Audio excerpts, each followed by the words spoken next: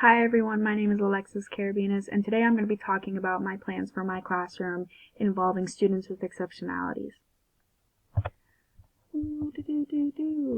Okay, so to put everything out there, I will be an art education teacher, and that will affect how my classroom is run. So first, let me talk about my students overall as a whole, both with exceptionalities and not. I feel the need that I need to become invested in my students both inside and out of the classroom. Education is very important, but also knowing what kind of lives they live outside of the classroom is very important as well, and it helps me teach in a more understanding and human type reform. So the next thing I have on here is adaptation. Exceptionalities are seen every day, and I have to be able to fulfill my students' needs in my classroom. So, for example, I will be having an art room. Do I know how complicated the layout will be? No, but I need to make sure that there's a path for students of all kinds, whether they have cerebral palsy or they are in a wheelchair or are blind, can maneuver around my classroom easily, and I will make those adjustments as my students come by. So the next thing I have on here is finding a balance. Not everything will be perfect on the first day. Becoming a fresh out teacher, I will not have all the right answers. I may have the tools to do so, but there will be some bumps and roads, and that's where I need to listen to my students and have them, communicate with me and see where I'm going wrong and what are some things that I'm doing and move on from there. And that also involves experimentation. That it's okay to try new things, both with all kinds of students. Some students who have no exceptionalities at all will not get how I teach, and it's my job to morph it to make them understand and for them to learn in an elegant way. So here are a list of exceptionalities. All of these exceptionalities have a wide spectrum where some have a little bit more than others, some have more difficulties than others, some need more services than others, and that's perfectly understandable. So I'm going to group a few, and then I'll talk about, those groupings and how I would change it into my classroom and manipulate my lessons. So Down syndrome is a third copy of the 21st chromosome, so they have a little bit of a slower learning curve, lower IQs, but they are perfectly capable of going to college and maintaining careers. And we are the only really species who can have a genetic mutation like this and still live and prosper. So that's a really big thing. And they're typically, they have their own exceptionalities in the way of the world working, but they still think just like everyone else, just sometimes in a different way. English as a second language, or ESL, that can also be known as ELL, depending on what district you are in. But throughout the United States or in other countries, English as a second language is a language barrier where some kids do not understand, coming to school immediately what everyone is saying, or they are the first in their generation to speak English straight out of the womb, and they are the people who speak English for their family. Like there's these kids talking to landlords and teachers. So there's a big communication problem. It's better than before, and we'll talk about that later. But that's basically the precipice of that.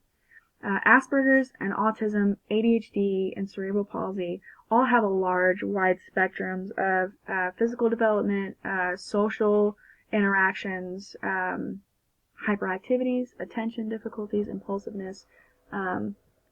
Asperger's is almost a higher form of autism, and some don't get sarcasm, and they're typically very serious. And the jokes that they do make, they almost try to replicate what they hear, and notice how people are interacting with each other. But they are very typically have a high motor function and understanding of everything. It's just that social interaction. So ADHD, there are 3 different types of strains, but hyperactivity and impulsiveness in my classroom can be a really great thing. Art, we get into it. We really accept our role as artists to really dive full force into our challenges and our process. I have a college professor now who has ADHD, and he's an art professor, and he is thriving. He, dives into a subject and a project and is full force into every single process as it is. He seems like a squirrel going back and forth off the wall, but he's a delight to be around, and I've learned a lot.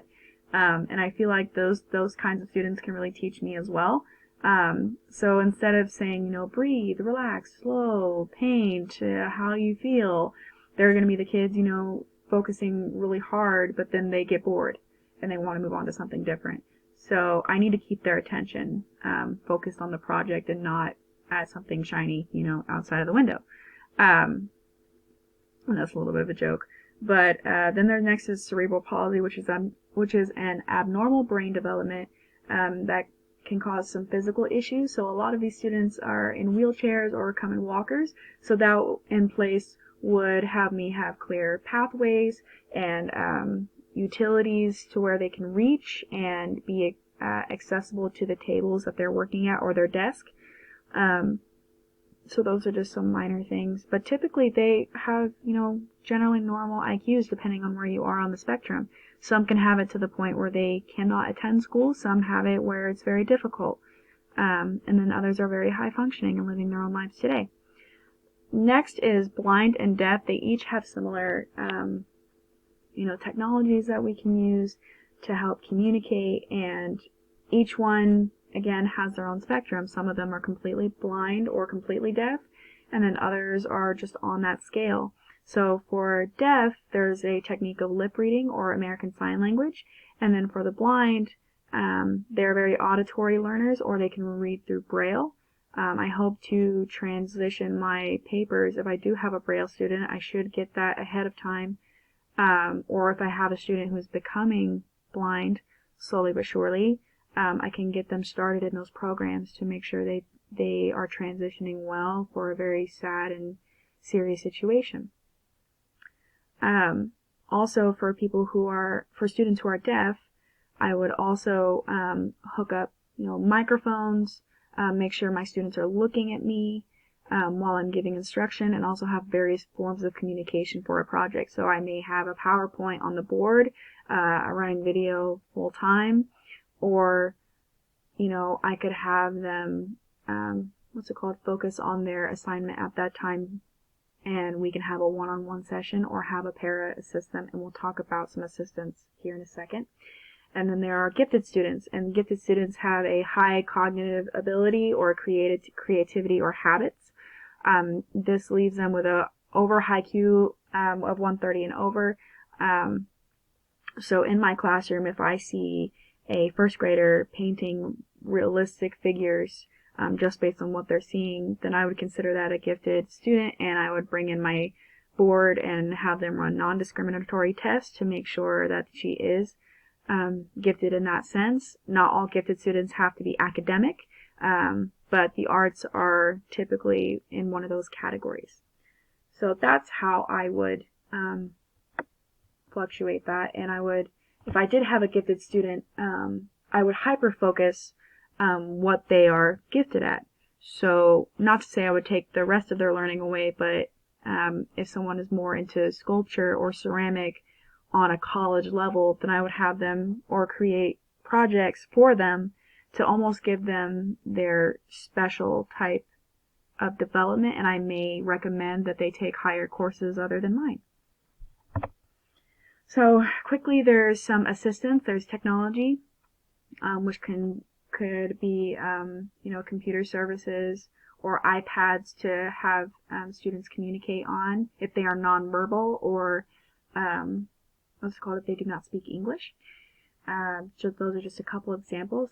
Paras are great assistants where they specifically help those with exceptionalities, but they basically learn my project and then really give that student with a harder exceptionality a little bit more attention, a little bit more guidance while I am teaching the rest of my 30 plus students. Not that I want to give them attention, but it gives them a little bit more focus to make sure that we care exceptionally about how they move forward and can keep up. special services and IDEA regulations go hand in hand. What's it called? IDEA is basically the rule book of how exceptionalities are handled. So the funding, what groups they are put in, whether they need a special class to get their education, all of their education, the testing of how everything is done from there. So yeah, that's, that includes the special services. So some students have higher strain of disabilities than others. So that could include, what kind of services and how many services they get. So some students just need an extra hour on a test. Others need a full-time para with them from the beginning of school to end of school. So that can vary. The staff of the institution can really make things easier to make sure if my exceptional student is going from classroom to classroom. I'm an art education teacher, so eventually they leave my classroom. It's good to have an equal understanding of how to manage a student. That way, if there is a behavior that needs to be handled, or if there's a teaching style that they prefer, to get them on board with that. And online resources, everything from YouTube to IDEA.com, speculations like that. There's so many resources out there and so many stories to learn from. And people are putting it on social media every day of how this helped their student or this did not help their student.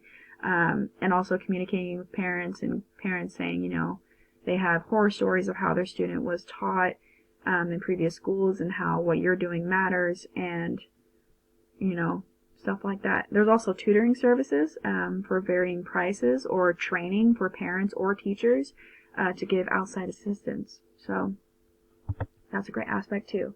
So the last thing I want to talk about, although, overall I've displayed how I want to run my classroom, especially with exceptionalities, I wanted to dive into my father's history.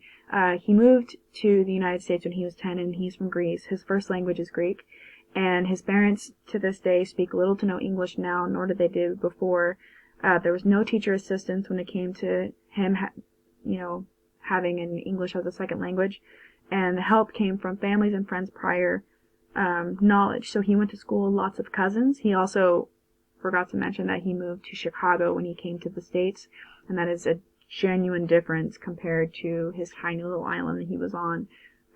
So he relied on family. Parent-teacher communication existed only with report cards. So his parents understood letters individually, so they knew that A was good and B and F was bad. So he communicated with his parents before he learned English. I'm doing good.